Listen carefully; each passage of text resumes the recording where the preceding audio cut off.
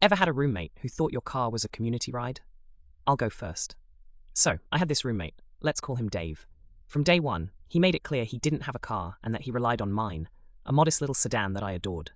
At first, I was okay with it. I remember being in a tight spot before, so I thought, why not help him out? Mistake number one, right there. The first time he borrowed it, he promised he'd fill it up. I prepared to leave that night for a friend's party and noticed my gas gauge was almost on empty. Classic Dave. I texted him, and he casually replied, "Oh yeah, I'll take care of it later." Sure enough, he returned it with just enough gas to make it to the station, but not enough for an actual drive. Fast forward to week 2.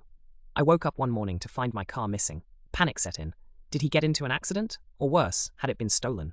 I texted him, no response. About an hour later, he finally rolled back in, looking completely unbothered, with a dent prominently featured on my passenger side door. When I confronted him, he just shrugged it off, saying, "It's just a little scratch, man. Chill out." I tried to stay calm. After all, we're adults here. I told him that he needed to be more careful and, quite frankly, fill up the tank if he borrowed my ride. Again, he promised. But I was beginning to wonder if there was a borrow my car masterclass in session that I wasn't invited to. As the weeks rolled on, my car became Dave's personal chariot. It was like he was getting used to the idea that he could just borrow it anytime he wanted. The next red flag? I found leftover takeout wrappers and soda cans in the back seat. Okay, this was crossing the line. I confronted him, and he dismissed it with a laugh. "Dude, it's just trash. Just clean it up."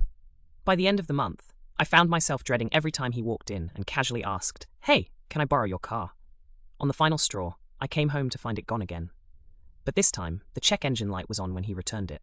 Instead of blowing up, I decided it was time for a sit-down. I told him that I felt taken for granted.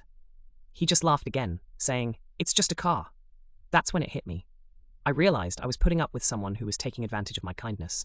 So, I made a choice. The next day, I posted on a local rental app and got some passive income from letting others borrow it out.